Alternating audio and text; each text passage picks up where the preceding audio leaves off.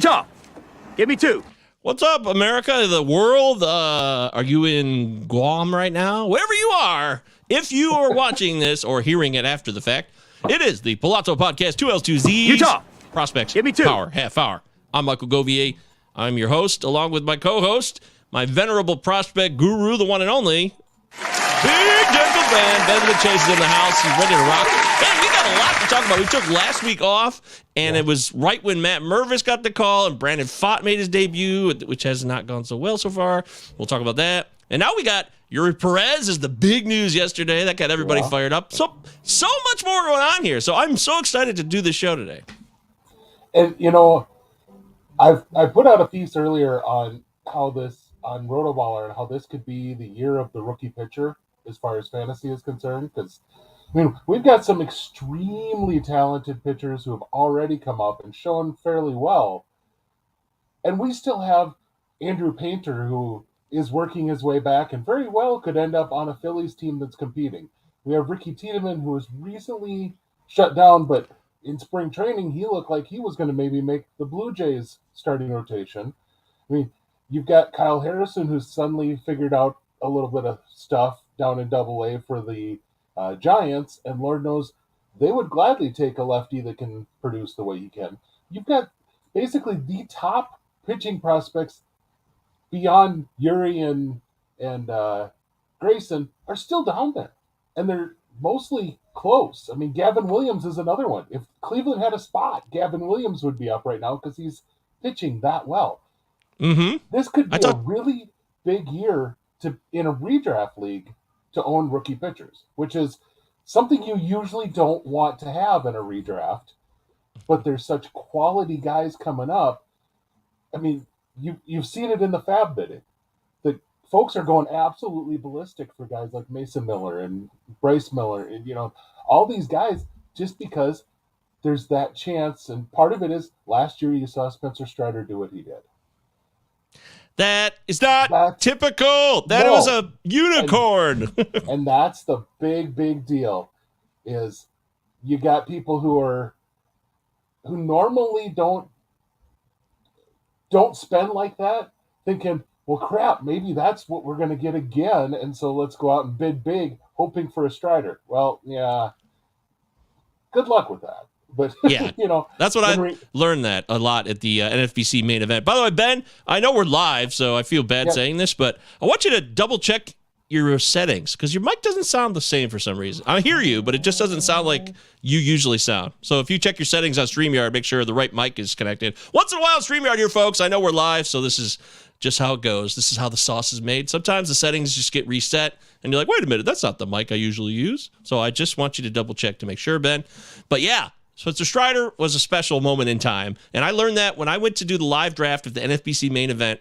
People were talking about him in such glowing terms, and I couldn't believe. I'm like, wait, Spencer Strider, is he really this good? And after I talked to a lot of people and I did some more research, even though, because what happens a lot, and everybody knows this who plays fantasy baseball, pitchers who get labeled as two-pitch pitchers, some of them, it doesn't work out. A lot of times it doesn't work out because it's only two avenues. But if you have, with Strider, Ben, is it because he has two very special pitches, or is his fastball that good that it makes his secondary pitch, his breaker, that much better? What is it about Strider that separates him from the rest of the world?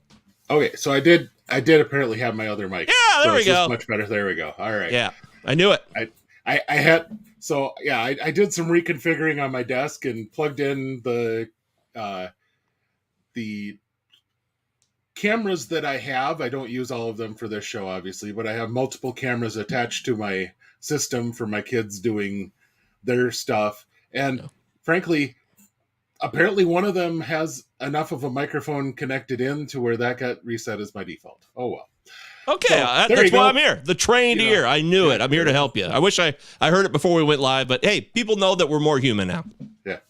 Well, broke the fourth wall. So there we go. But no, in reality, Spencer Strider, there was a reason why a lot of people thought he was going to be a reliever, is because he was such a two-pitch guy. But you're talking about a guy whose average fastball is in the upper 90s. There are some games when he spends most of his time triple digits. that's not normal, and not just that, but his fastball has incredible rise. He's only 6 foot.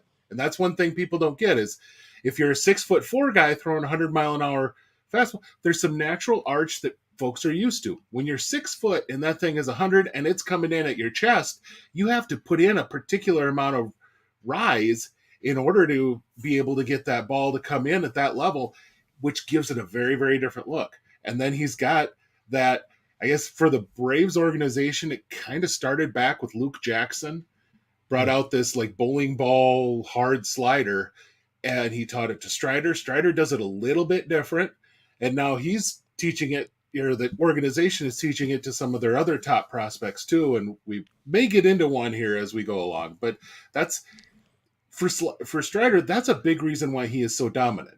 That's also a big reason why if he's not locating, I guess, even good, I mean, if you want to just call it good, he doesn't have to be elite, but if he's not locating well with those two pitches, because they're all hard, there's a very good chance that ball flies. Okay, that's interesting. Well, I would love to talk about why certain two-pitch pitchers are more popular and more productive than others, but we got a lot to cover here. There's so many prospects. Let's not get to the top. Eury Perez is here. I just want to know, without going on too long, because we know who he is. We know he's a super highly touted prospect for the Marlins. He's 6'8". He's tall. And he pitched 77 innings basically last year, and he's making the jump from Double-A to Miami, and he's facing, of all teams, Cincinnati at home, which is a nice. Cincinnati has offensive firepower, but they'll miss bats. They'll whiff. So there's an opportunity to take advantage of that as a nice opener at home, especially in Miami. But my question to you is this: What is the long-term prognosis for you, in your opinion, as far as Eury Perez being viable as a redraft pitcher this year? Because we already know everybody has him in Dynasty. That's a no-brainer. Yep. And I think right now, if you are expecting him to come up and put up huge strikeout numbers, I guess if you want him to fill up your starter fantasy sheet, you're probably looking at the wrong guy. Eury kind of got underneath the tutelage of Sandy Alcantara this winter. Oh. And Sandy has been working with him significantly on, okay, you want to get to 7 innings. So here's how to be efficient with your pitches. Here's how to use a pitch that's going to get a guy to, pop out on a weak pop out on the first pitch, or to ground out on the second pitch, or whatever.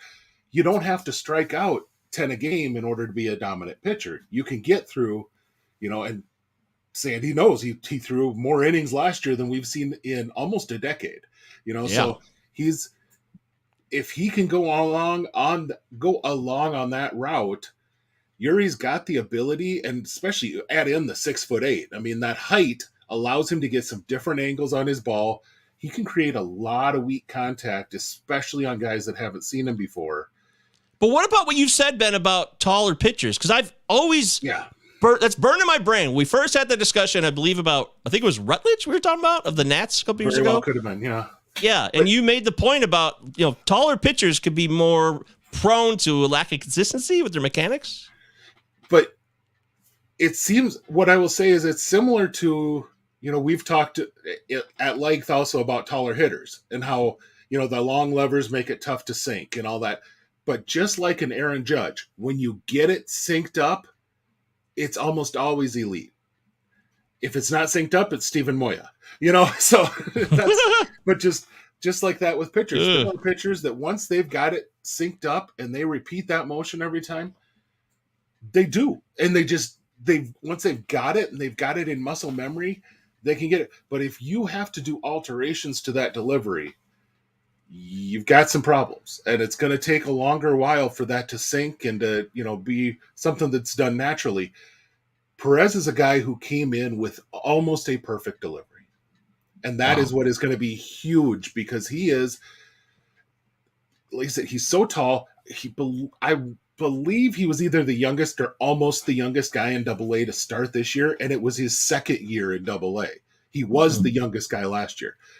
This is a guy who's, going to be elite in getting guys out, whether it's a strikeout, whether it's a ground out, whether it's a fly. But yeah, if you're going to see him have any struggles, my worry, and you saw it just a little bit before he went on the arm fatigue time last year, is when he gets really tired, really a little bit worn down, he gets a slight hint off in his arm slot. And that is all. That is the only thing I can say when I've watched him that I've seen that there is a chink in his armor in his consistency of his delivery, is when he gets a little bit tired. Sometimes he gets just a little bit off in where he releases. But the thing is, he's every single time he throws the ball, he's at that same arm slot. It's not like he's wavering his arm slot. It's just that it's not in his premium spot. And that changeup is awesome, right? Oh, yeah. I mean, that's the special pitch, right? Yep, for him. And I mean, again, you're talking about a guy who I'd have to see other people's grades just to kind of see if. But what about Pfaadt? Because we're going to talk about Pfaadt here. Pfaadt's changeup he got really good whiffs, even though he got ripped by Jorge Soler for 2. Give me 2, Utah. Dongs. Give me 2 in his last start. He got 4 whiffs on 6 swings with this changeup in his last start. And I think you're going to see Pfaadt do a lot better when he figures out what the best pitch mix is for him at the major league level. Yep. I think you're going to see, because of where his pitches are. I mean, you've got essentially a double plus fastball and a double plus, a potential double plus changeup, for sure a plus changeup with Perez. An elite command. It wouldn't surprise me at all if he opens up the year and he is firing with a whole lot of fastball changeup and creating a lot of weak contacting, probably getting some good swing and miss, but kind of figuring that out the first time through the league or the first few starts until folks get a book on him and say, okay, now we need to see your breaking pitches in order to get us out too. And, but his fastball changeup are so good. It's a lot like Strider. Strider has other pitches, but why use them when the 2 are going so well? And if he can do that, if he can do that with fastball changeup, that might be exactly what Perez does. I like his slider an awful lot. It's a really freaking good pitch. I think you have a good chance of seeing, if nothing else, him really working hard on those 3 during his first go round in the league. And it's going to probably require some figuring out the sinking of his pitches beyond that.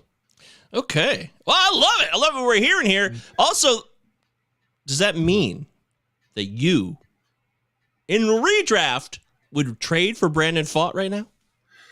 Depending, obviously, there's context. But I'm just saying, hey, that's a guy I want to get now, buy low on. Essentially, is Brandon Pfaadt a buy low at this moment? I think he's going to take a little time. And I think he's a guy who, Pfaadt doesn't have a single pitch that is that uber elite double plus type of pitch. But he's got such a good collection of pitches. He throws everything fairly consistent. But because of that, he is susceptible to home runs. And so I think for him, it's going to be a matter of he needs to be able to figure out how to sequence things. And then he'll be able to move beyond that. Once he's figured out, okay, so my changeup really gets guys out. Yeah, and there's another one. You're going to have some interesting things to be able to see this week because you don't have teams that necessarily beat the crap out of the ball. So the Pirates, they have some guys that are hitting home runs right now. Giants, who really scares you in the Giants lineup right now? I mean, that's the big thing. JD Davis, baby. Woo! Yeah, there you go. But I mean, so if he wants to figure out how to avoid that type of big contact, those are 2 pretty decent lineups to do it against.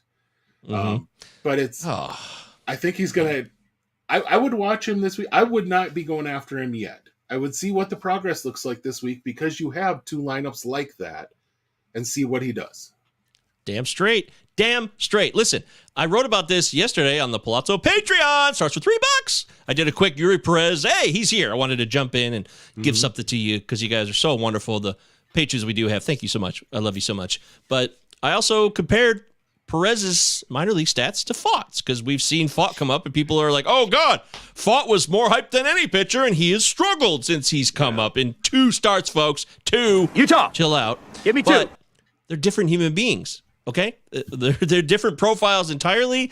But the one thing I did look at was the long ball, as you just said. And Pfaadt, this is where it gets tough, Ben, because you know as well as anybody, Pacific Coast League, a lot of minor league systems now, the ball flies out of the parks. Even in the International League in Charlotte, that's one place where the ball flies out of the park. So you're like, okay, well, Brandon Pfaadt gave up a lot of home runs in this league, but, it's not the major league, so we have to somehow parse it out and figure, he seems to give up a lot of home runs, but that's a league where the ball flies out of the park. So is that what's going to happen and translate to the majors?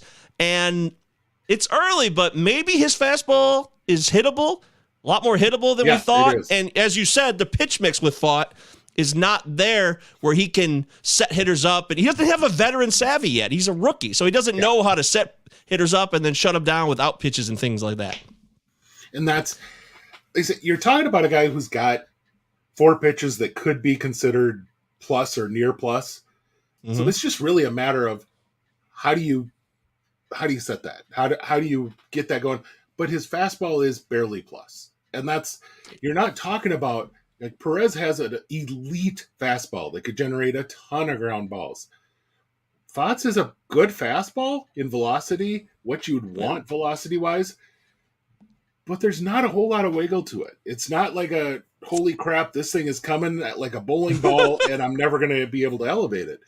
He's, it's a good fastball, but it's not that. It's not that same level. And I was going to, I did pull this up. So far, these pitch values that Fangraphs has on stuff, his fastball is a negative 3.8. His changeup is a negative 3.4. Wow. That's 100% sequencing. I mean, it absolutely is. Because between those 2 pitches, I mean, that's 70% of his pitches right there.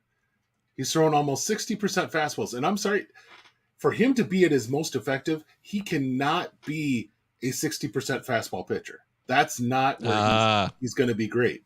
He's going to be a really good pitcher when he spreads that across, throwing 20 to 30% sliders, 20 to 30% changeups, mixing in another 10% curves. And then, you're going to be a dominant fastball overall, but not going to be a 60% fastball guy. That's not the route to success for Pfaadt. Okay.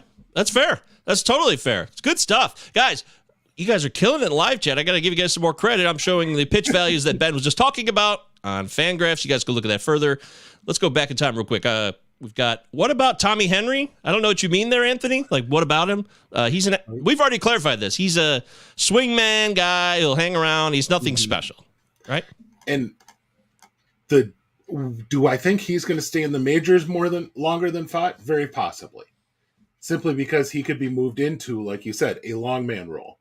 Could Henry outscore him this year, though? Is that possible? Could Tommy Henry outscore Brandon Pfaadt this year in fantasy?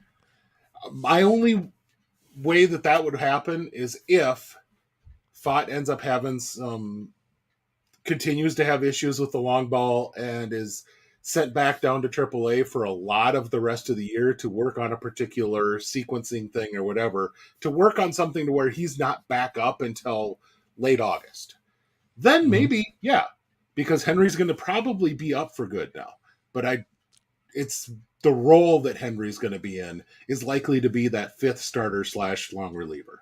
Thank you. Exactly. So it depends how deep your league is, Anthony. There's some more context there, but I mean, it's technically possible. Chad said something in the chat earlier. Ben, just quick answer, yes or no. Is it possible Pfaadt gets sent down if he struggles next week? I mean, it's always possible, but what do you lean towards? Everything is possible. I kind of thought they probably would not bring him up unless they're going to let him be at least give him 5 starts. But we're 2 into it. And so if he has another 2-step that's rough this coming week, I mean, you might be looking at, okay, now he's gotten 4 of those 5 that I thought for sure he would get. And if they're just so bad that yeah, he doesn't really deserve that fifth one before we make our decision. That might be what they have to do, because right now you also have to figure that Arizona doesn't want to, if they have any hopes at all of competing, which they're 3 games over 500. I was just going to say, right now they're in second place and they are absolutely in the playoffs right now. Yeah. But in a tough division, sort of. In a tough division, and that's top heavy. Yeah. But still, they've got 2 games on the Padres now, with the Padres lost today. So, I mean, they're up significantly, or doing significantly well anyway, to start the year. If they have thoughts of being a potential playoff team, they can't keep running out a guy that they know is struggling and not quite there. And so, yes, they just got rid of Madison Bumgarner. They ate exactly a crap ton of money to get rid of him, and it wasn't just because they had the guys behind him. Thank you. See, look. Oh, by the way, Peter's here. This is Locked On Marlins, also known as Peter Pfaadt, my British fantasy baseball brother. Please follow Locked On Marlins and follow Peter Pfaadt on Twitter. He is awesome. He's a great dude. And yes, it is Eury season, so I know he is creaming his pants right now. He's a happy guy. It's an exciting time to be a Marlins fan at this moment. And the Marlins, like the D-backs, are in contention right now. They are. Things change. Yeah. It's May 11th, Ben.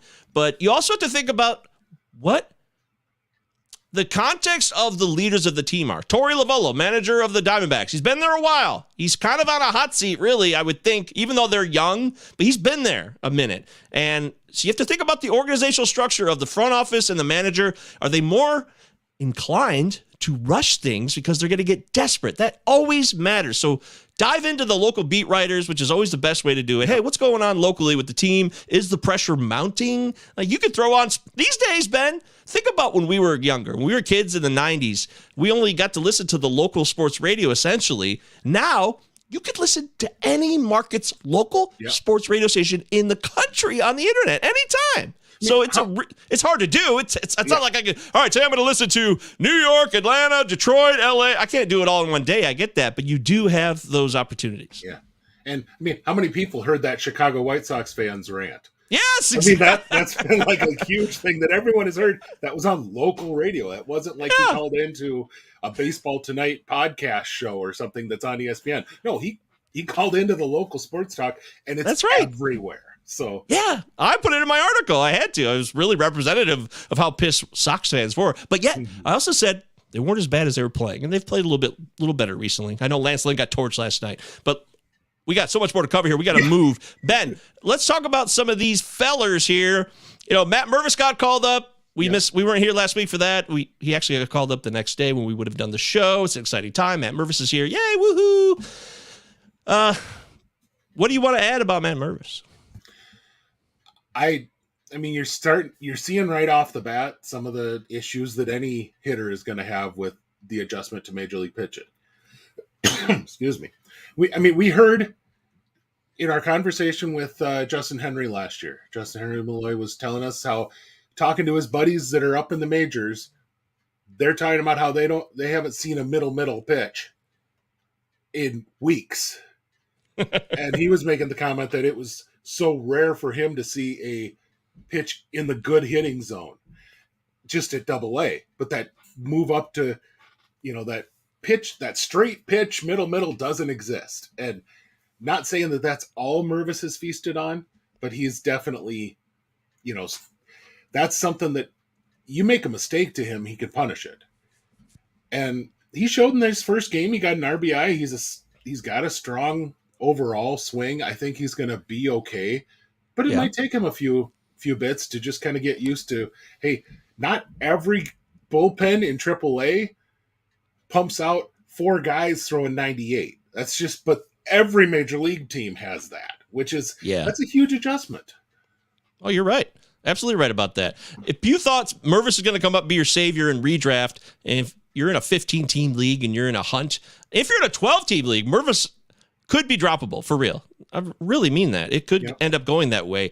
That could be the reality. But, there's, oh boy, well, Christian said, did I miss the Eury talk? Yes, you did. Sorry, brother. Make sure you follow Christian on Twitter, by the way. I wanted to put up his Twitter handle because He's just really locked in. He knows what's going on. He's an excellent follow for prospects and just baseball stuff overall. So there's his Twitter handle at CCRES_24. CCRES_24. Follow my man Christian. He's also at our Discord, which is totally free at all times.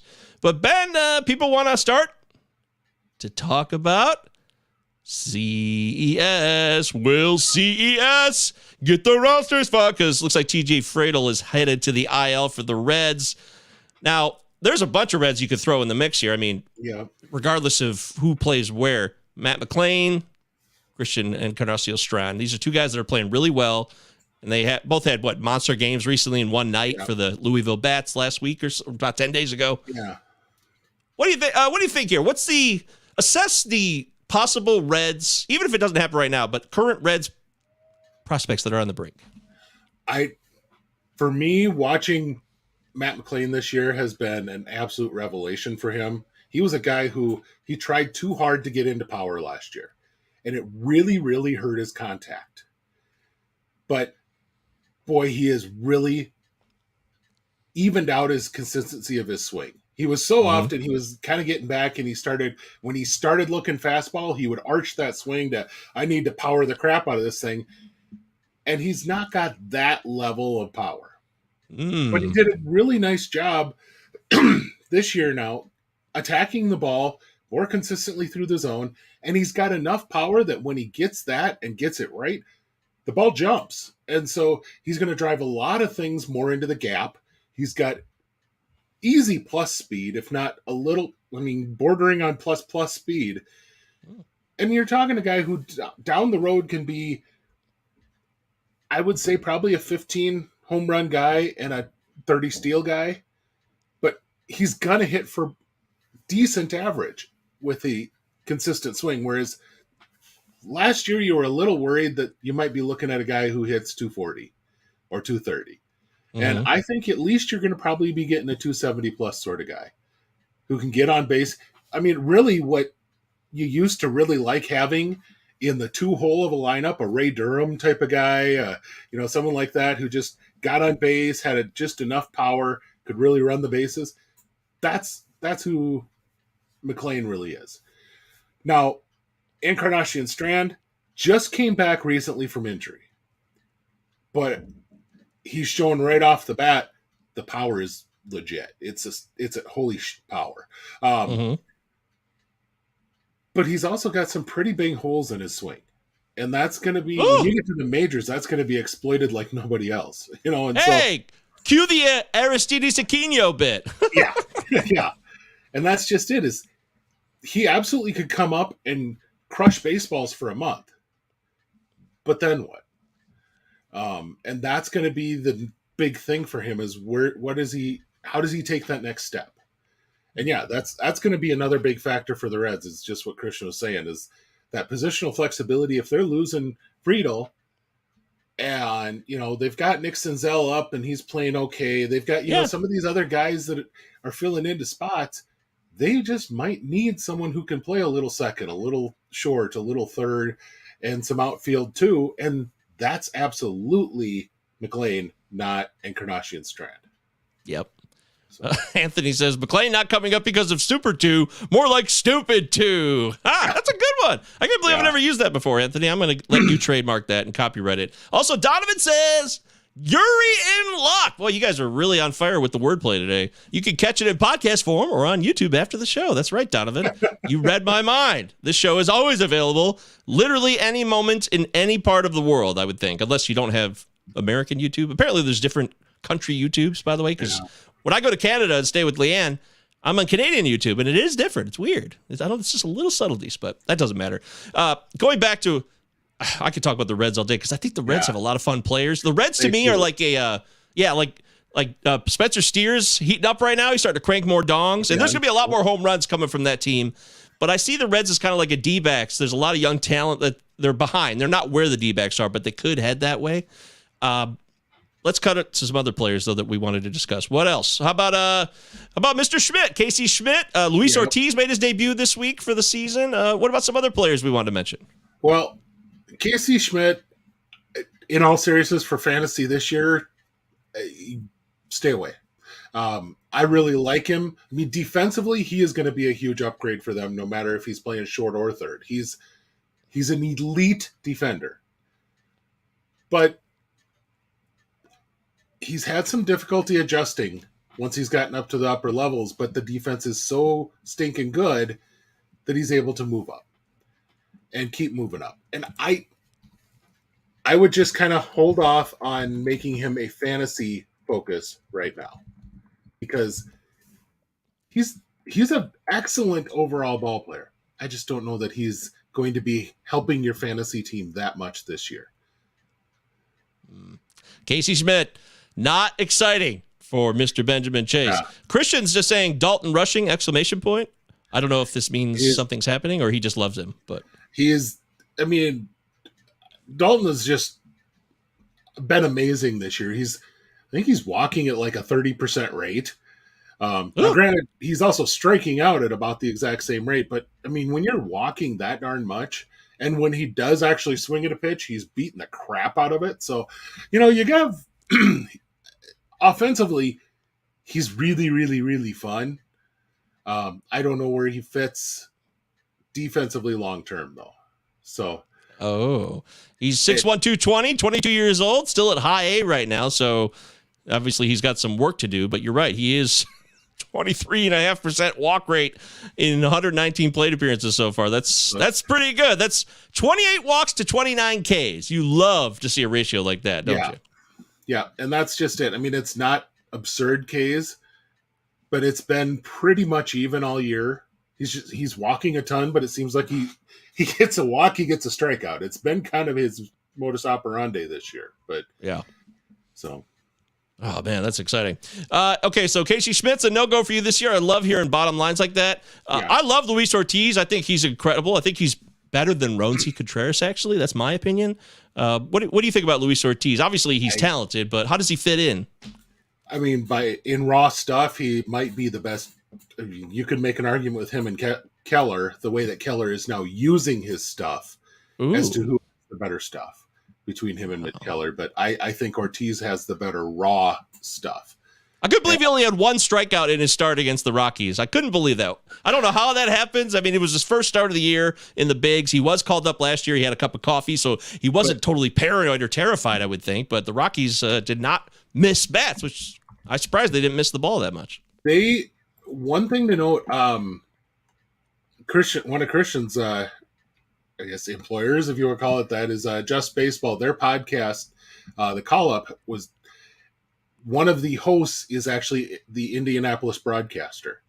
And so he was talking about what Ortiz has done this year. And he made the comment that Ortiz has focused a lot more on getting outs, getting through innings. And so you can see it a little bit this year already. He's 29 strikeouts and 32 innings in the minors. Mm-hmm. And he's always been a guy who is more than a strikeout per inning. So little difference there. And it's something that right away, that first start of the year you saw. I think it's going to be fun to watch how he uses that going forward, because that raw stuff, but also working to get extra length out of it, that could be a fun combo for Pittsburgh. Yeah, there we go. Jack McMullen. There we go. Christian clarifies it, because Christian does work at Just Baseball. I just told you to follow him on Twitter so you can get all Christian stuff. Plus, you get Christian inside our Discord. You can ask him questions. I'm telling you, this guy is so underrated. Christian should be a superstar in the prospects, dynasty baseball, period. Just all baseball world, regardless. Chad says, someone hold me. Chapman blew a bad one today. Classic. Uncle Ted says Dane Dunning is dope as fuck. Really? Well, that's debatable.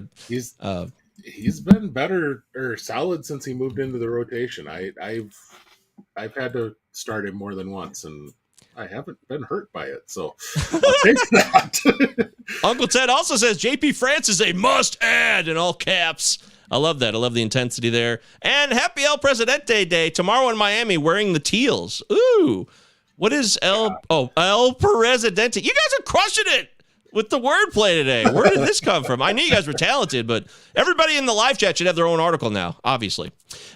We got Royce Lewis sighting. He's on the mend.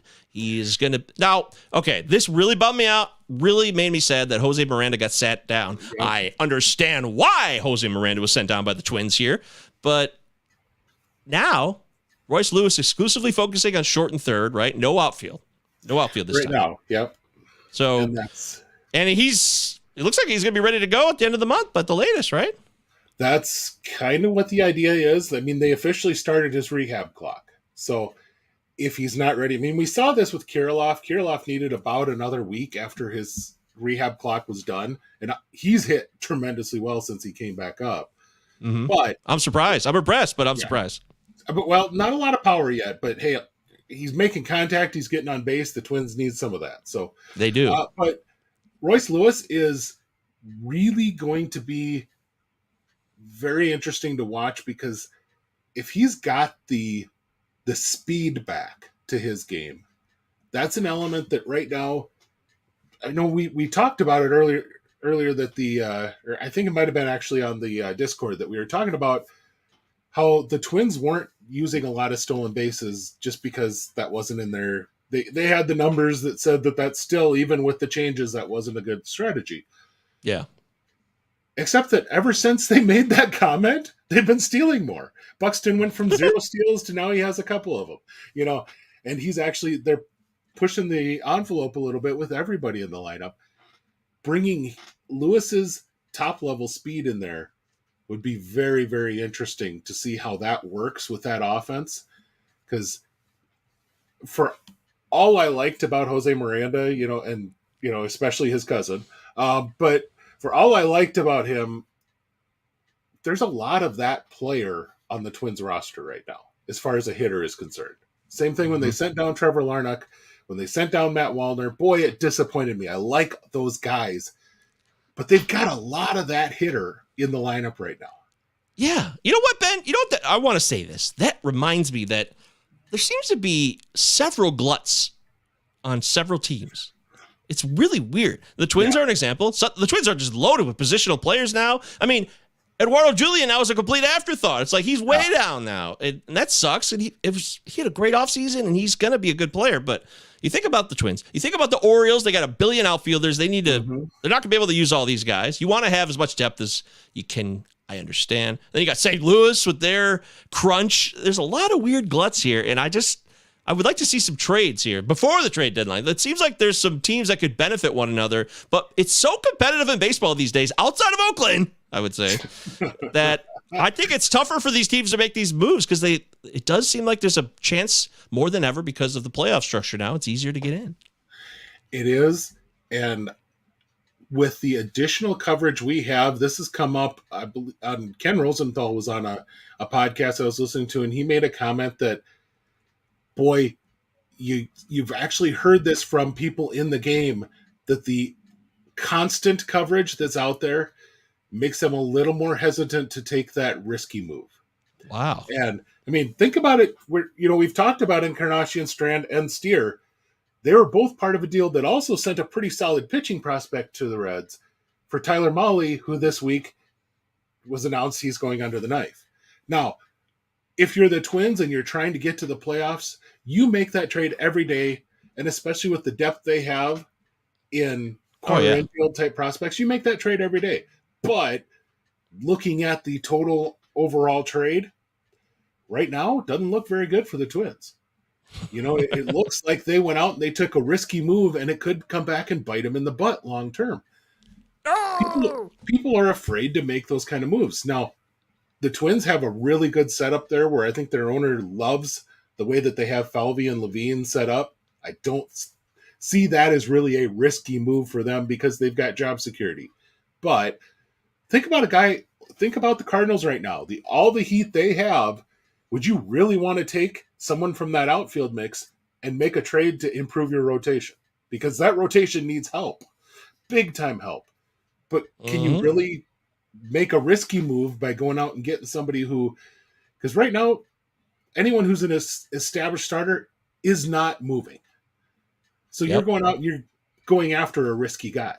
And nobody wants to take that move. Nobody wants to. I mean, Lance Lynn would very likely be available. Do you think St. Louis really wants to take the risk of, is Lance Lynn going to get better? I can't imagine that they do. And that's the type of guy right now that you could probably go out and make a trade for. But I just don't see that they're going to make any deals like that. This guy right here, Liberator. Let's see it already. Come on, bring him up. What are we waiting for? Wow, you guys are on fire in the live chat. This is crazy. Look at this. Christian says, Louis Varland season, by the way. Yeah, I'm pro Louis Varland. I like what I'm seeing. That breaker is nasty. And then we've got... Jamie says, give us a deep flyer in deeper leagues that can do it all on any team. Oh, my gosh. That is it's pretty broad, Jamie. I'm going to say that's tough to answer. Do it all? No. But if you don't have Sterling Thompson owned in your league, you should be getting him owned in your league.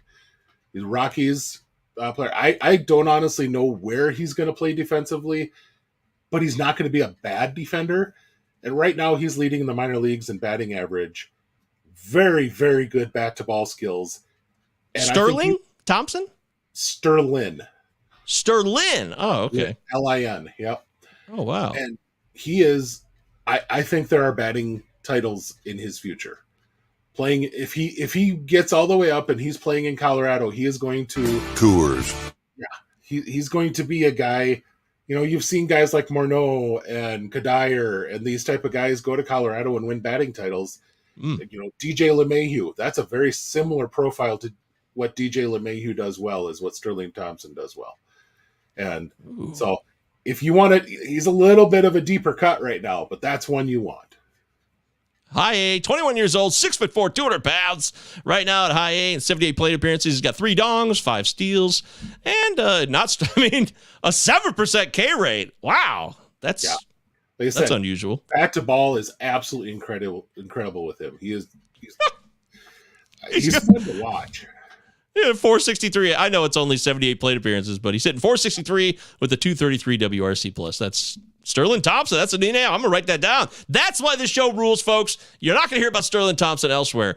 But on other shows, right here on the Plus Up podcast, is different. We're not other shows. Utah. 2 L's, 2 Z's. Give me 2. But there are other shows out there, and Paul Spore's on a show. He said, Bleday. Talk it up, Bleday. How do we feel about J.J. Bleday, the once promised future king of the Marlins, and now he's in Oakland playing with Estuary Ruiz and Brent Rooker. By the way, Ben, Brent Rooker, I am in on it. It is a true change here where he has made the decision to pull the hell out of the ball, crank dongs, and with no shift, it's paying off. And I like that. I got to say, Brent was one of the best Twitter follows for a long, long time. And oh, really? I loved him when he was in the Twins organization because he was coming up and he would flat out talk with you if you're making a comment about the Twins, he would get back and forth with you, which was awesome. I loved that. And he's also not afraid to say his position on stuff, and that's always a good thing too. But yeah, I've always thought that he had too much talent, raw talent, to be struggling the way he was. And so this, to me, makes sense. What he's doing right now makes sense because he's always had that kind of talent. This is a guy who his senior year of, or his draft year of college, very feasibly could have been a 2020 guy. And that doesn't happen in college all that often. He's a really, really been a really, really elite hitter and moved extremely fast. He was in Double-A, played Double-A his entire first full season. And whether maybe they pushed him too hard in the Twins org at that time, I don't know, but he's a really good guy that you want to see good things happen for because of, he may not be he's one of those guys who he's willing to interact. He's willing to be open about his game. I like that. You need those things. So he can't maintain a 21% barrel rate most likely, but he's still he's still doing something that shows me tangible change, actual outcome, positive results. I dig it a lot. What about Bleday though? Bleday is so post-hype now. Is it something that changed here, or is it just he got more opportunity? Because he never got a lot of opportunity to play in the bigs for Miami. He really didn't. But at the same time, he has been striking out like nobody's business until this year.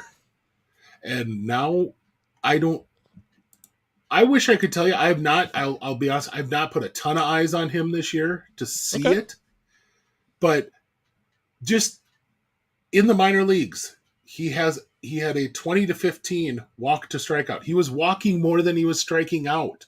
That is such a huge freaking thing for JJ Bleday, who has honestly had big issues with the dip in his swing, and he's always just been golfing from the ground, trying to get arch, trying to get launch angle, and just he's got a better, from what I've seen in the majors, he's got a better approach and a better overall swing so far. And you take that all day.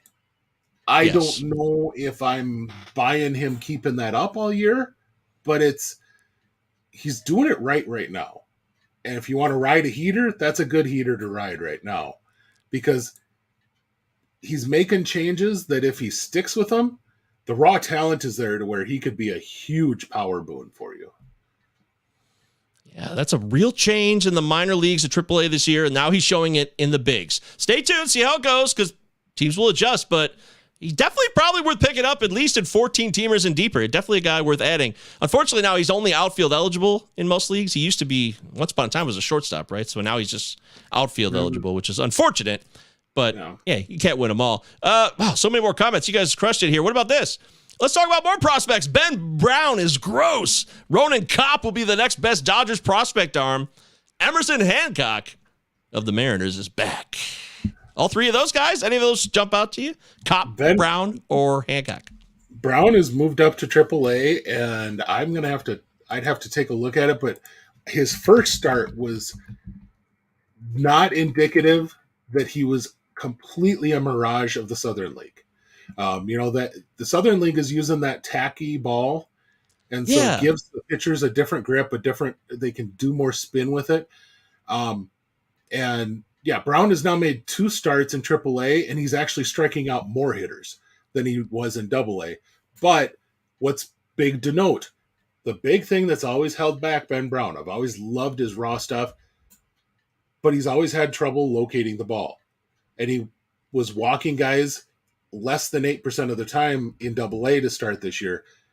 That's already bumped up to almost 12% in 2 starts in AAA. And that could be something to watch. But the raw stuff it's at least a really, really good reliever. But yes, I mean, that's always been kind of the thing, is this guy could be just an elite closer type guy. But I really like him. If he had a change, he would be unbelievable. But he's a fastball and 2 breakers. And those type of guys a lot of times end up really dominant relievers rather than good starters. So Uncle Ted says Bobby Miller's the Dodgers' best prospect pitcher. Well, he's the one who's probably next to come to the majors. I mean, I can't say whether he's the best, because I think most orgs would like to have the Dodgers' 17th best pitcher right now. It's just the way they grow them. It's just ridiculous. Dude. Ben, you're totally right about that. Mason Miller's officially on the IL now with forearm tightness. This was the risk. I said it here. I've said it on the other shows. I said it in the Discord. I said it on Twitter. Yes, I don't want to spend a lot of money on him because of the risk. He could get a lot of Ks, but how much are we getting out of him? It wasn't about his talent at all. It was just about how many innings will I get out of Mason Miller, and what we got. I don't know, we got 15, 20, less than that.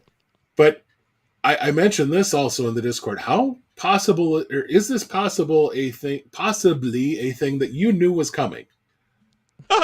You knew he was not so much the injury, but he had to be limited on his innings. The guy's barely pitched at all in the last year and a half, 2 years.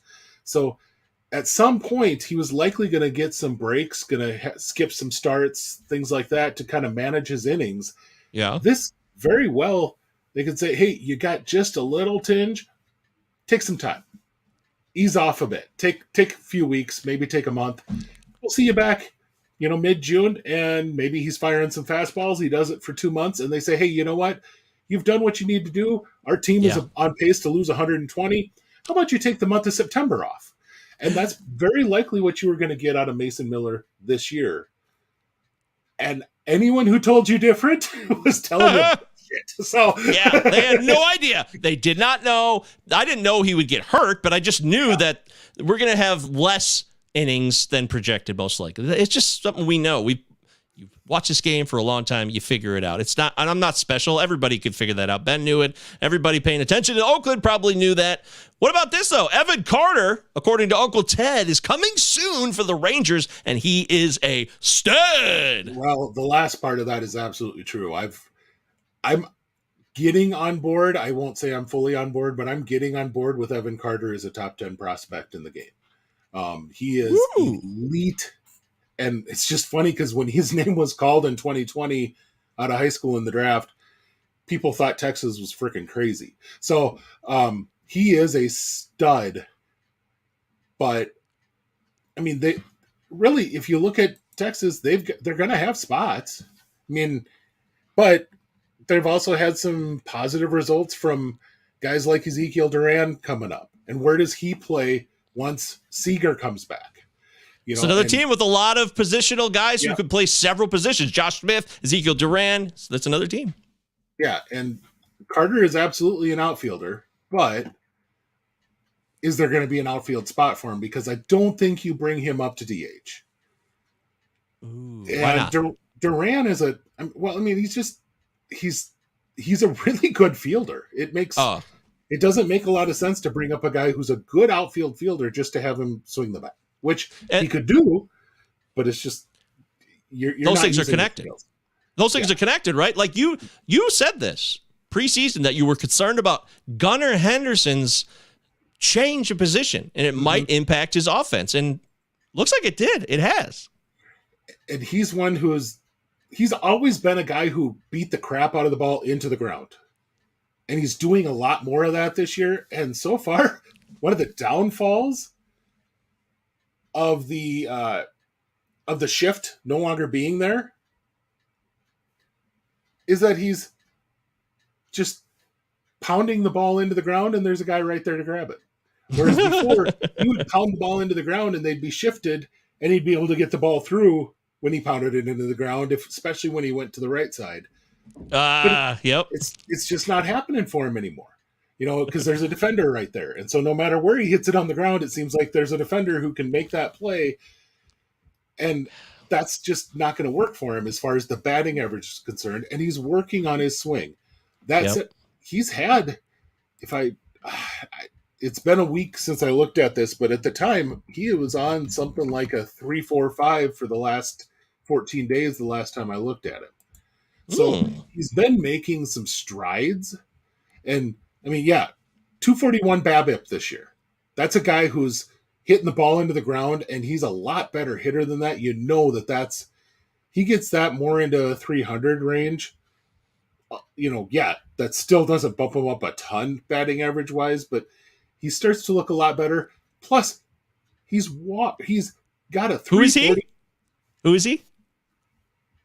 What's that? Who is he? Gunnar. Just want to make sure. Sometimes we do. We do podcasts. Sometimes we say he a lot, and someone jumps in like, "Who are we talking about?" It's no big deal. Okay, I shouldn't have said anything. I'm just a dick. I'm sorry. Thank you. Because I get into that too much. But Gunnar Henderson, 344 on base this year. So he hasn't been hitting great, but he's still getting on base, and he's working counts. I'm not terribly concerned yet. And I know that a lot of people are not liking this. Understand, he's got a 94 WRC plus. He's just barely below average, and he's hitting 175. Wow! If he can get some more luck, get that thing back up, he quickly moves over 100 WRC plus, and then he can make progress from there. That says a lot. That really does. People might dismiss that, but I agree with you. I'm with you all the way. Jamie says Josh Young. Will he be a high draft pick next year? You're damn right he will be. That's another guy who's in the mix, who's clearly one of the Rangers' centerpieces now. And he always was. He just got dismissed because he missed all of last year due to injury, which dinged his ADP, which was ridiculous. I should have drafted him a lot more. I don't know why I didn't. I got him in 2 leagues out of 20, but he's awesome. Yeah, and I'll say he's going to be a guy who I thought he was going to be a guy that took a year, but he's really come out and done well. And to their credit, the Rangers put him in a great spot. He's been batting 5th or 6th all year. So he's in a good spot in the lineup where it's like, okay, we don't need you to come in and immediately be the guy. Yeah. But we've got a deep enough lineup to where you come in and you be one of the guys. That's okay. And he's slotted in kind of right behind Adolis Garcia this year. And so, he's kind of had a nice spot to kind of just ease his way into the league. And that there's a lot to be said for that for players. Hell yeah, there is. He got his debut last year. He's also 25 years old, by the way, so he's not that young. He's ready to go. Yeah. Yep. He missed a little bit of time because of injuries. Otherwise, he would have been up a long time ago. So, hey, yeah. I love Jonah Heim, Uncle Ted. Yeah, Uncle Ted says Jonah Heim is the best AL catcher. I love Jonah Heim. Chad knows this. I think Chad apologized to me because he disrespected Jonah Heim when I was hyping him in the preseason. Mm-hmm. Right, Chad? Just saying. Skip me, Govier, your new name. Skip me, Govier, your new name? What does that mean? I think because he's putting a lot of comments in there and you're not putting out his. No, I swear, Anthony, I was just going to do this one. It has to all flow. Anthony, I love you.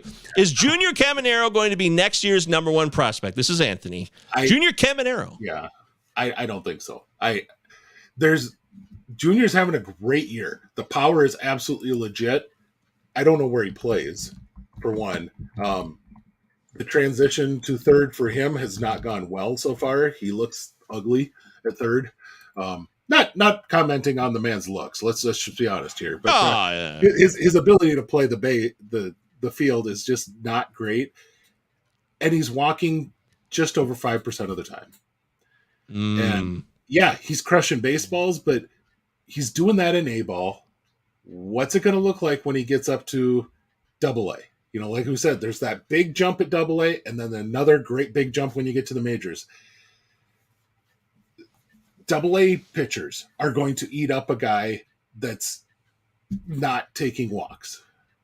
And mind you, his Double A ballpark is in the Southern League. So he's going to be facing all these guys that are spinning the ball extra. So there's a whole nother thing. If he does end up granted, he's 19 years old. That's what he's doing in high A is absolutely notable. And we're talking about a top 15, 20 prospect in the game. Not debating any of that, but not a number 1. Okay. That's fair. If you're number 2, that's still great. So it's really just a silly, superfluous comment in the end. Heck, if you're number 20, you're freaking elite as far as talent goes in all of the minor leagues, so. The guy's 19. He's clearly talented. A question of what he will become. That's what we do here. You're right. That's what we ask Ben. That's what we talk about. We try to do the best we can here at the Palazzo Podcast. 2 L's. Utah. 2 Z's. Give me 2. Follow Ben on Twitter at Big Gentle Ben. I'm at MJ Govier, of course. And the Discord is really, Twitter follows are nice, but the Discord is where you can really connect one-to-one. Totally free. You can ask all the questions of the world. We'll try to do our best to answer them. Heim will DH, says Uncle Ted one day. Okay, that's fine. Maybe he sucks as a catcher. Jonah Heim doesn't work out. That's fine. I don't care. I'll take the bat all day long. Final commentary. Oh, here it is again. Jackson Holliday going to be sorry. Wait, number 1. Sorry, Ben. Jackson Holliday will be number 1. I can't argue that. In fact, he might be right now. What he has done this year, there's a difference there. What he has done in high A, what he has done in A ball this year, coming out as a just out of high school kid, is so mature for a guy with that little experience that it's absolutely notable. And he already was one of the elite players in the game, and he's taking it to another level right now. So that's one to definitely watch. All right, quick speed round, then we got to go. Because I basically made this an hour show because there was so much to talk about. And you guys were so interactive in the live chat. I cannot refuse you guys. I never can. We love that. Keep it coming. Makes the show better. So Francisco Alvarez is good now. Yeah, he's good, and he's going to have plenty of opportunity. Omar Narvaez was just put on the 60-day DL, and they don't have another guy that should take time away from Alvarez. So he's going to get lots of at-bats with the Mets, and he's been really hitting well lately. So if you didn't get him by now, you probably missed your shot. How about Holiday real quick? Holiday up in 2024 next year? Is that possible? I could absolutely see it, but it's going to be a matter of how they construct the team because they have guys like Jordan Westberg who's hitting well. I mean, they brought up Joey Ortiz, who's an elite defender. There's going to be a lot of they've got, I mean, you mentioned their outfield depth. They've got plenty of infield depth too. They're really deep all over. They've constructed a tremendous farm system. Connor Norby. I mean, they're just everywhere. Yeah, you're right. You're absolutely right about that. Baltimore has done a tremendous job over the last 5-7 years. They're in a big way. There was one question about Elly De La Cruz that Anthony asked earlier. I'm so sorry, Anthony. I did not mean to skip you over. But as Uncle Ted says, Elly De La Cruz of the Reds is a super stash in all caps. Yep. Elly De La Cruz, is he going to play in the majors this year, Ben? According to you, what's your best guess on Elly De La Cruz of the Reds? He was demoted, right, from AAA to AA. I don't know if it's a demotion, but he did go down this year. No, he had earned his way to AA, but I think he had come up for like an end of year quick show me you can do it sort of thing last year with the Reds. And so, because the AAA season last year went like 2 weeks longer than everything else. And so he was brought up for like the late season run in AAA. Yeah, 17 games in AAA. He didn't get to AAA in the regular season last year. I guess if he ended up there, I don't know. But he is in AAA this year. The biggest worry I have there is you're talking about a guy who's not walking much. It's a 5% walk rate again. But he is hitting the ball. Okay, everyone has made this comp, and he's starting to really show it. This is O'Neal Cruz. This is that kind of a guy. He's not as tall as O'Neal Cruz, but he is that type of a guy. Hits the ball like nobody's business. Throws the ball really freaking hard. Yeah. But he's setting all kind of StatCast. Now that the Hawkeye system is at AAA, the Hawkeye system is how we get all our StatCast stuff. They're getting information on him, and he's constantly hitting the high end of his throws. And I don't know why I said Elly De La Cruz got demoted. That was my fault. I don't know how I got that in my brain. That did not happen. That was ridiculous. Sorry. But I mean, you're talking about a guy, let's just put it this way. His ISO, so his isolated slugging is better than most guys, it is better right now than most guys will finish the year as in their batting average. I mean, that's just, it's ridiculous. 312. You're having a 300 plus ISO, and he did that in high A last year too, a 300 plus ISO. He's done that at a lot of levels. He beats the tar out of a baseball. He's also struck out 30% plus at pretty much every level. And so there's some, but he still had high batting averages, oddly enough. Yeah. Yep. I mean, he hits the ball so stinking hard that he gets a lot of balls up and over the infield and gets that, if he doesn't hit it just perfect, there's a lot of times he can hit it not perfect, get it up and over the infield and drop it in front of an outfielder on an oopsie swing. I mean, because he's got so much freaking raw power, it's incredible to watch. But how is he going to do when he takes that next step to major league pitching is going to be very, very interesting. And I think, but one thing he brings that Christian Encarnacion-Strand does not, if Elly is not powering the ball out, he is an elite runner as well. He's not at O'Neal Cruz's level as far as an overall runner, but he's still like a 60 runner, 70 runner in that range. So you're talking a guy who could go out and affect the game with his speed, even if he's not hitting the ball a ton. As long as he can get himself onto base, he's going to be a dangerous guy. Absolutely. And Anthony wants to know, back to the Orioles real quick, will they trade Austin Hayes and Anthony Santander to play Kierstead and Cowser? I don't know if they're going to do that. I think one of them might go, though, and I think a great trade partner for them would be the Cleveland Guardians, who just demoted Oscar Gonzalez. They need offense. They definitely need some offense. They need outfield offense, especially. And yes, it's a perfect match. I'm telling you. Yeah, and it would be a really good fit. I mean, the Guardians have a whole lot of depth as far as pitching. Yeah, it'd be a perfect fit. I don't know why the Guardians and the Cardinals didn't hook up over the offseason, but that's a whole nother discussion. Well, you already explained it earlier in the show, didn't you? In a way, there's a lot of fear. Afraid. You don't want to get burned. They're afraid to take that risk, but once a guy like Bibby comes up and has success, or a guy like, Battenfield's even looked fine, and he's supposed to be a back-end guy. But, the moment that Gavin Williams comes up and has success, he's not available anymore. Mm-hmm. This is when you can get a guy like that if you're talking with Cleveland. Yeah, you're going to have to pay a premium to get him, but if he's kind of blocked right now, which he kind of is, not really. I mean, Cal Quantrill, let's be honest. But you have a little bit of blocking going on a guy. That's your best time to go and get him before he has that chance to come up to the majors and show it. So, damn, Skippy. You're right about that. All right, quick speed round. We really got to go. I've said that before. Right now, AJ Smith, Shawver. You wanted to mention him, I believe? Yeah, Braves prospect. And, I didn't have him number one in the system to start the year, but he is showing that he is absolutely the most talented guy. He's picked up that slider from that Strider throws, and he's really excelling with it. He got moved up to Double-A, and I believe he's 19. So young, just got up to Double-A, and we've seen it lately. Braves, they get a guy, he's doing well. You've seen it with Grissom, you've seen it with Harris. You could see Smith-Shawver potentially as a bullpen guy by the end of this year. I don't think they'll use him as a starter, but I mean, if his arm is producing and he's showing out, he could impact the major league club by the end of the year. Wow, another Braves pitcher? Good Lord. I mean, I didn't even hear of this guy either. AJ Smith-Shawver is 20 years old, officially 6'3", 200-pound righty playing at Double-A. He turned 20 last November, and early on, 14 innings pitched at High A. They liked it, so they moved him up to Double-A and said, let's see what you can do now. So you're right. That shows progress. It shows that there's a belief in Shawver. But what about Schuster and Dodd? I mean, these guys have already been in the mix and had an opportunity to pitch for Atlanta. It just seems like it's piecemeal. Opportunities come up, they might slide in, they might go back. Any way that they go into the bullpen at all this year, either Dylan Dodd or Jared Schuster?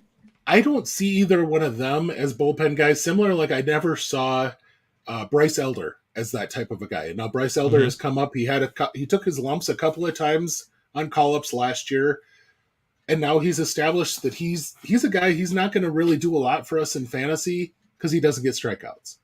Yeah. But, Elder is giving them length, and he's keeping guys off the bases. That's all you really want out of a mid-rotation guy. Dodd and Schuster are kind of that back-end type of a guy. If they can come up and they can give them 5 solid, that's what the Braves want out of that. And Dodd's done it once, and I think Schuster's done it once out of combined, 6 starts. So they haven't been perfect, but they've shown enough to where you think they can maybe do that. Okay. The guy that they're definitely waiting on is Soroka, and there's some hints that he might get his first start on Sunday. Soroka! I don't know if that's true or not, but a lot of rumors. I love Mike Soroka. There are a few guys in baseball that I love watching pitch more than Mike Soroka because he is as close to Maddox on the mound as we've had as far as outthinking the hitter. Wow, that's some heavy talk from Benjamin. I'm not comparing him by all. Although I will say his nickname is Maple Maddox because he's from Canada. And by the way, the Big Maple's going to debut this weekend too. Speaking of Maples, James Paxton. Yeah, he's returning this weekend. He's back on an active roster. I would love to see him thrive. I've ripped out James Paxton a lot. I would love to see him thrive, but I really need to see it. I used to be a huge Paxton drafter, and he's just been a mess for years. So. And I was just looking this up because now I've seen that Soroka is still supposed to maybe pitch today, which would take him out of the mix for Sunday. But there was something from the Braves beat writer that he's being strongly considered for Sunday's start. So that's okay. I think if he misses this one, because this is what he's lined up for, is today. So if he's not pitching today, it's very likely because he's getting in a throw session and then going up to the majors for Sunday. So keep an eye on that. Okay. I love it. Boy, that's awesome. Well, we covered so much ground today. I hope you guys learned a thing or two from this show because we doubled the amount of time. It's just so exciting, Ben. There's so much going on, so much to talk about. When we don't get together for a week, the majors decide that they want to make sure we have a lot to talk about. So hell yeah, they do. And Anthony says, Ben and Govier, do you guys think Jake Irvin is good, or are they waiting for someone to replace him? Well, serviceable. Yeah. I mean, he's not going to be nice to your ratios. He's a guy that he walks more than he should, and the ball is hittable and that's a crappy defense behind him. So, but normally he could be a really good player. Speaking of guys who've come back, we're on the Nationals. Carter Kaboom got activated and sent down to the minors. It's been like 3 years since you've seen him. Like, I'm not saying he's gonna be anything, but boy, it's kind of nice to at least see a guy like that get back on the field. So, well, Ted is fired up. Uncle Ted says, "Great show. Go live more." Well, every week. It's if we wanted to, I'm sure we could. We don't have to do a full show. We could like hop on for 10 minutes live if we wanted to. I don't know. Maybe we'll do that. Not really anything out. I mean, you don't have to just commit to every time I go live. It's got to be a whole ordeal. We can do quickies. Maybe we will. I don't know. Anything's possible. Yeah. Oh wow, Kyle Hendricks returns next week. Woohoo! Yeah. Yippee! Oh God. Also, Cade Horton, speaking of the Cubs, Cade Horton is getting a lot of hype right now. People love watching him pitch. The Cade Horton hype train is brewing, but it's going to be a long while, of course, before Cade Horton is a relevant contributor to a Major League roster. And they want to make sure they see that he is a starter. He's elite. But you got to see if he's a starter. Yep. Britton Allen checking in, saying, great show. Thanks, Britton. Britton was on the show recently, a couple weeks ago. I'm going to have him back on, too. I love Britton. He's a great guy to talk to. Uncle Ted says, super chats. Wow, would you guys actually pay for super chats? If you don't know how they work, you pay $5 to get your comment first to the line. That's not, it just feels weird. Like sure, we'd like to make $1, but I don't know. Maybe we'll get that big one day where people want to get so close to you, Ben. They want to hear from you so directly about their very own question that they will pay $5 just to hear your response to their question. My wife might pay $5 for me to get less close to her, but that's a whole other issue. Hey, there it is. See, he's funny too, folks. Anthony says, "I'll pay for you to dance like it was PitchCon again." Oh yeah, that's right. I did my skank. I was doing my skanking for my ska days a long time ago. All right, thanks so much, everybody. You guys rule. It's been a fun show. Hopefully, we covered ground. I know we covered a ton of ground. We'll be back next week, and are we gonna have that guest on soon? We talked about. Is that in the works?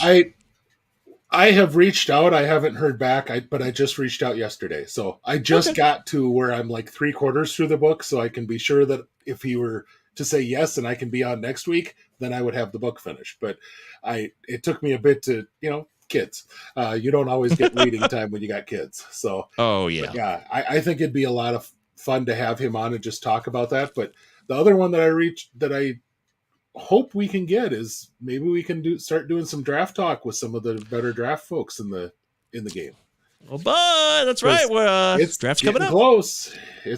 You're starting to see mocks everywhere, so it's that time of year. I have to rip. If I rip I know. NFL mocks to shred, I have to rip MLB mocks to shred as well, unfortunately. Although, oddly enough, I don't know why I feel this way, but for some reason, MLB mocks seem more credible. I don't know why I'm saying this. It's just a weird intuition I have right now, but doesn't mean it's true. No, but if you get a mock from Pipeline or from BA or even from Perfect Game, those guys put out their mocks as well. They have significant contact with the teams. They know what a lot of these teams are thinking, at least as far as what idea they have as far as who they want to draft. Right. And the other end of things, you can't trade regular picks in the baseball draft. So someone who's drafting 7th is planning on someone who will be there at 7th, and they don't have to make 16 different plans for, well, what if we trade back and then trade up and then trade back and then trade up and we end up with, the 14th pick in the end of it all. Well, who's going to be there at 14? Well, that just makes a mess of trying to do NFL mocks, because a team who needs a quarterback at 7 moves back and picks a quarterback at 14. Well, you thought that guy was going to be off the board, and so that screws up everybody else. Anyway. Thank you. You said it all, my friend. Good stuff here. We'll talk MLB draft. We're going to be helping you guys with your dynasty teams and your first-year player drafts down the way. Yep. We got you covered. We love you guys. I'm MJ Govier on Twitter. He's Big Gentle Ben on Twitter. It's a Palazzo Podcast. 2 L's. Utah. 2 Z's. Give me 2. Make sure you follow the Discord. It's always in the description. And the Patreon. I do work there. Ben doesn't do any Patreon stuff, but I do. So if you want to hear some stuff about redraft, Starts for just $3. I do bonus episodes of the podcast as well. Exclusive bonus episodes on the Patreon. So if you want to get access to that. There's your short stuff. Yeah, exactly. Yeah, I've been really enjoying it. It's a lot of fun just to do audio only and not worry about all the other stuff. I love going live, and I'd have no problem being on camera if you couldn't tell. But I do like the audio. It takes me back to my radio days. It reminds me of listening to the radio when I was younger. But I gotta go. I gotta do another show for my Cinema 9 podcast. We're doing Princess Mononoke. Did you ever see that movie, Ben? Princess Mononoke? I don't think I have. It's from 1997. It's an anime movie. I'm not a huge anime guy, but it's usually not my alley, so I probably haven't seen it. But well, if you want to know what I think about it, folks, tune in. Cinema 9. I'll post that later. We're not live for that one. I'm going to record with my friend Travis. Love you all. Thank you so much. Benjamin Chase, myself, 2 L's, 2 Z's. Utah, give me 2.